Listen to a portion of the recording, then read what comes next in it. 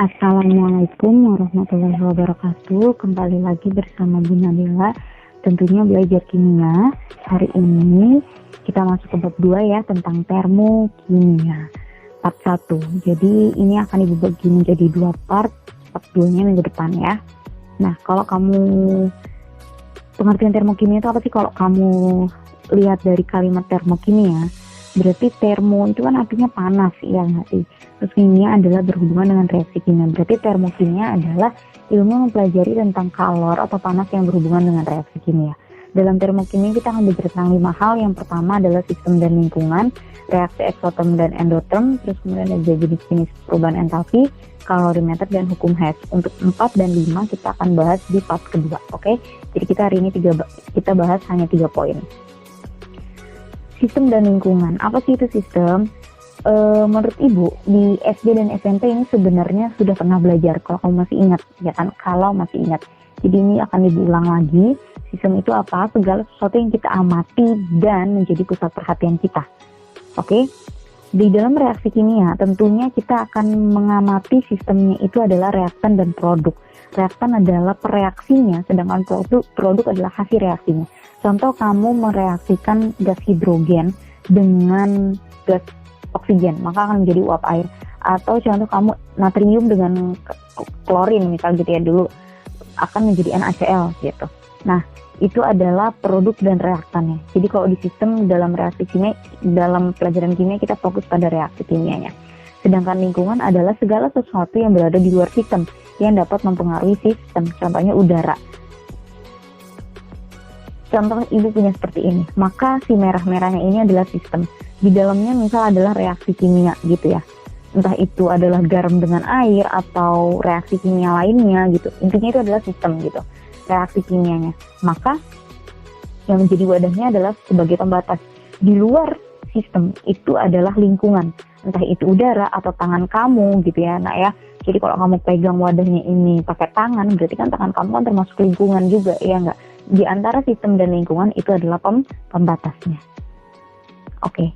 Di dalam sistem dan lingkungan akan ada kalor yang berpindah gitu. Kalor bisa berpindah dari sistem ke lingkungan atau dari lingkungan ke sistem.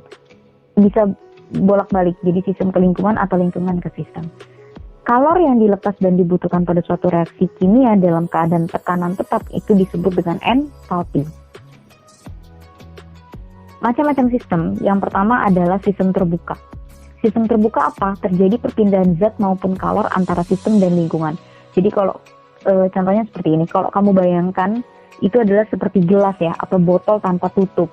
Maka kamu masukin air panas misal seperti itu, yang warna hijaunya adalah air panas misalnya kata gambar.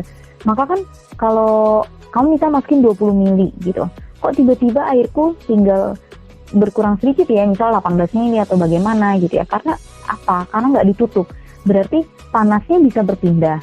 Artinya apa? Air panas kamu ditunggu beberapa lama tanpa tutup kan berarti air kamu jadi nggak panas lagi dong, jadi dingin gitu atau adem. Nah, sedangkan volume airnya berkurang gitu kan ya. Berarti kan ada air apa? Air yang menguap gitu. Artinya apa? Zatnya itu kan berpindah gitu dari sistem ke lingkungan, dan kalornya pun begitu, pindah dari sistem ke lingkungan. Sistemnya jadi dingin, lingkungannya jadi panas, mengeluarkan panas dari sistem ke lingkungan gitu.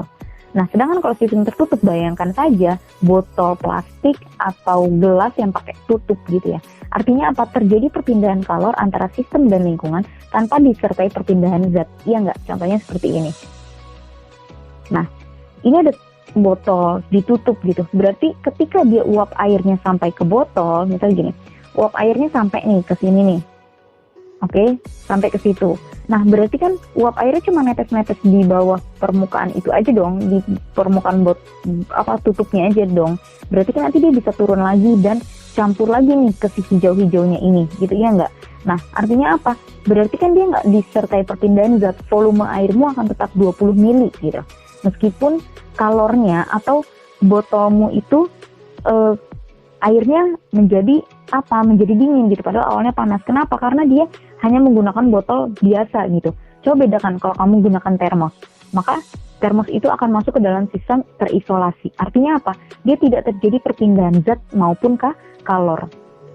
Termos gitu ya, Dia kan dindingnya kan kaca, berarti dia bisa nahan panas, sehingga tidak ada panas yang dipindahkan dari sistem ke lingkungan. Air panasnya suhunya akan tetap sama, dan volume airnya akan tetap sama pula karena tertutup. Ini adalah sistem terisolasi. Yang abu-abu ini di pinggirannya itu adalah sistem terisolasi. Artinya apa? Botolnya itu diisolasikan gitu, dengan bahan-bahan yang tahan panas. Oke, paham ya? Untuk macam-macam sistem. Kemudian kita akan bahas tentang reaksi eksoterm dan reaksi endoterm. Dari kata eksoterm berarti kan exit gitu ya. Berarti itu ada panas yang dikeluarkan gitu.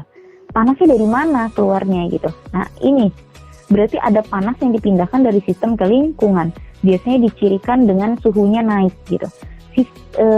Misal kamu naruh air gitu ya.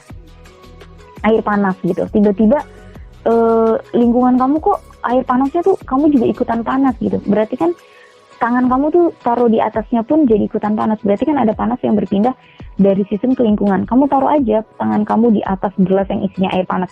Tangan kamu terasa panas. Berarti di situ ada kalor yang berpindah dari sistem ke lingkungan. Artinya apa? Suhunya naik dong lingkungannya. Ya kan? Karena tangan kamu merasakan panas gitu. Berarti suhunya naik di lingkungan tersebut gitu. Artinya apa? Berarti di situ ada pelepasan kalor. Sistem melepas kalor ke lingkungan itu adalah exit, eksoterm. Ini adalah diagramnya gitu. Nah diagramnya adalah naik apa turun nih energinya. Di sini kan ada reaksi ya. Reaksi dengan sejumlah energinya di atas, reaksinya di atas, produknya di bawah gitu ya. Berarti kan dari atas ke bawah ya. Berarti produknya menjadi lebih sedikit gitu. Nah kalau dia ada pengurangan energi, berarti di sini apa yang menjadi keseruannya gitu. Di dalam grafik ini kita akan belajar tentang entalpi gitu. Apa tadi entalpi? Kalor yang dibutuhkan atau dilepaskan dalam suatu reaksi kimia gitu ya. Nah, berarti kalau pada eksoterm delta H-nya adalah negatif. Kenapa? Karena delta H itu kamu baca nih ya, yang ini delta H itu adalah yang ketiga ini H produk dikurang H reaksi gitu. Kalau misalkan di sini entalpi produk itu lebih kecil gitu ya dibandingkan reaksi, itu otomatis hasilnya pasti negatif, iya kan? Nah, karena apa? Karena pada eksoterm itu entalpi produk pasti lebih kecil daripada entalpi reaksi. Kamu lihat aja energinya, energi reaksinya lebih besar dibandingkan energi si produk. Maka untuk reaksi eksoterm delta H-nya adalah negatif, gitu ya. Nah, sedangkan untuk endoterm gini. Endoterm berarti kebalikannya, adanya kalor yang diserap dari lingkungan ke sistem. Biasanya itu suhunya itu turun, oke? Berarti maksudnya suhunya turun gimana? Berarti kan kalornya itu kan diserap gitu, semuanya dari lingkungan ke sistem. Berarti ketika tangan kamu taruh di air panas gitu, atau tangan kamunya menjadi rasanya tuh nggak panas lagi gitu, itu adalah suhunya tuh turun. Kamu anggap tangan kamu ini sebagai lingkungan ya nak ya. Jadi suhunya turun. Karena apa? Lingkungan itu menyumbangkan kalornya gitu ke sistem. Oke. Ini adalah kebalikannya dari yang tadi untuk grafiknya. Apa di sini kelihatan nih bahwa energi untuk reaksi yang tadinya mulanya rendah jadi naik. Oke, jadi naik berarti delta H-nya justru positif ya nak ya. Kenapa? Karena pada endoterm itu gitu ya, pada endoterm H produk lebih besar daripada H reaksi, maka delta H-nya positif. Oke, sampai situ paham ya. Jadi kalau untuk reaksi eksoterm delta H-nya negatif, sedangkan untuk reaksi eksoterm delta H-nya positif. Alasannya tadi, kalau misalkan untuk reaksi eksoterm energinya pada reaksi itu kan mulanya rendah, tiba-tiba naik gitu ya. Makanya delta H-nya menjadi positif gitu ya nak. Kalau misalkan eksoterm tadi kebalikannya ya, reaksinya justru energinya tinggi gitu pada di grafiknya. Produknya justru energinya tuh turun, makanya delta H-nya menjadi negatif. Oke, sampai situ ada yang mau ditanyakan? Kalau tidak ada yang mau ditanyakan, kita lanjut. Kalau ada yang mau ditanyakan, kalian bisa screenshot terus kemudian kita akan bahas di chat grup WhatsApp.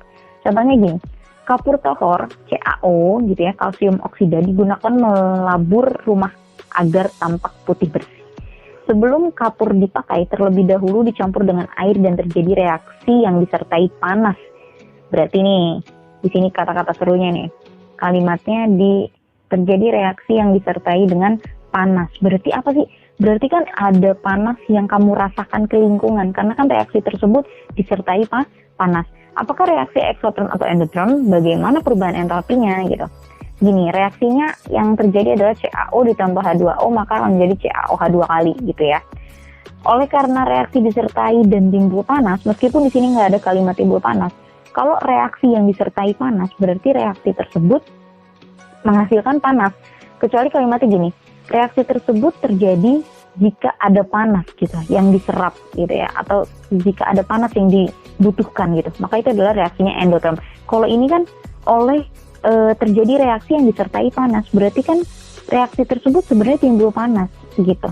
Artinya apa? Ada kalor yang dilepaskan ke lingkungan atau eksoterm gitu. Makanya ini reaksi ini adalah reaksi eksoterm. Otomatis delta H-nya bernilai negatif. Tanpa kamu harus menghitung, ini sudah pasti delta H-nya atau perubahan entalpinya itu adalah bernilai negatif karena reaksinya timbul panas atau disertai panas. Sampai situ paham ya? Si gampang. Sekarang kita akan belajar tentang jenis-jenis perubahan entalpi. Jenis-jenis perubahan entalpi yang pertama ada entalpi pembentukan standar atau delta H0F gitu ya. F di sini adalah formation, makanya di sini perubahan entalpi pembentukan standar. Formation itu kan artinya pembentukan enak ya. Apa itu artinya? Perubahan entalpi yang menyertai pembentukan satu mol senyawa dari unsur-unsur pembentuknya pada keadaan standar. Keadaan standar itu adalah 25 derajat Celcius dan 1 atm. Contohnya, ibu punya reaksi gas nitrogen dalam keadaan padat dengan gas hidrogen menjadi gas amonia. Delta H0F-nya, bacanya gitu ya, delta H0F sama dengan minus 92 kJ. Artinya apa? Untuk entalpi pembentukan berarti reaksinya adalah eksoterm. Kenapa? Karena delta H-nya bernilai negatif. Di sini delta H-nya bernilai negatif, berarti untuk reaksi pembentukan reaksinya adalah eksoterm. Bagaimana cara membaca persamaan termokimianya? Ini namanya persamaan termokimia ya, persamaan reaksi termokimia. Bacanya gini, pembentukan 1 mol gas amonia gitu ya. Ini kan membentuk gas amonia ya nak ya, membentuk gas amonia. Pembentukan 1 mol gas amonia, meskipun di sini nggak ada angka satunya, berarti itu 1 mol ya. Dari 1/2 itu kan 0,5. Dari 0,5 gas nitrogen dan 1,5 mol gas hidrogen. Reaksi ini melepaskan kalor sebesar 92 kJ. Oke, gitu ya cara bacanya ya. Kemudian kita akan masuk ke yang kedua, jenis-jenis perubahan entalpi yang kedua, yaitu adalah perubahan entalpi pembakaran standar. Kan ini pembakaran ya, berarti delta H0C. C itu adalah combustion, oke? Pembakaran. Apa itu? Perubahan entalpi yang terjadi pada pembakaran 1 mol senyawa dengan gas oksigen secara sempurna. Nah, contohnya ada CH4 ditambah 2O2 gitu ya. Berarti ada CH4 kemarin apa? Metana ditambah oksigen. Jadi kalau pembakaran sempurna itu balik ke bab 1, pembakaran sempurna itu kan selalu menghasilkan gas karbon dioksida dan gas hidrogen. Nah, di sini delta H0C-nya itu adalah minus 212. Lagi-lagi di sini delta H-nya adalah minus, berarti untuk reaksi pembakaran reaksinya adalah eksoterm. Bagaimana cara membaca persamaan termokimianya ini? Membacanya adalah pembakaran 1 mol gas metana, CH4 itu metana ya nak ya, dengan 2 mol gas oksigen menghasilkan 1 mol gas karbon dioksida dan 2 mol uap air. Reaksi ini melepaskan kalor sebesar 212 kJ. Oke. Kemudian yang ketiga itu ada namanya perubahan entalpi penguraian standar. Kalau tadi pembakaran berarti di sini adalah penguraian gitu. Kalau tadi ada pembentukan, di sini ada penguraian. Delta HD gitu ya, dissociation. Delta H0D, dissociation. Perubahan entalpi yang terjadi pada penguraian 1 mol senyawa menjadi unsur-unsur pembentuknya. Kalau tadi kan membentuk pembentukan 1 mol senyawa dari unsur-unsurnya. Kalau ini penguraian 1 mol senyawa menjadi unsur-unsur pembentuknya. Oke. Tetapi kalau di sini delta H-nya bernilai positif. Berarti reaksi penguraian adalah reaksi endoterm. Cara membaca persamaannya adalah penguraian 1 mol cairan air menjadi 1 mol gas hidrogen dan 0,5 oksigen. Reaksi ini menyerap kalor sebesar 285 kJ. Nah, di sini fase-fase L ini kan dulu kita pernah belajar ya di kelas 10, itu adalah L untuk liquid, Aqui atau aqueous itu untuk larutan, G untuk gas, S untuk solid atau padatan. Oke, masih ingat ya? Kemudian, jadi kamu harus baca sejelas-jelasnya sama fasenya. Makanya di sini tulisannya penguraian 1 mol cairan air, gitu kan ya, cairan air nih di sini H2O menjadi 1 mol gas hidrogen dan 0,5 gas oksigen. Reaksi ini menyerap kalor sebesar 285 kJ. Gampang ya? Jadi untuk pembakaran dan pembentukan delta H-nya itu bernilai negatif, berarti dia reaksi eksoterm, sedangkan entalpi penguraian dia itu delta H-nya atau perubahan entalpinya positif, berarti dia adalah reaksi endoterm. Oke, sampai sini aja pelajaran kita hari ini. Untuk yang tidak mengerti atau yang ada bagian yang tidak paham bisa di screenshot, kita bahas di chat grup WhatsApp. Wassalamualaikum warahmatullahi wabarakatuh.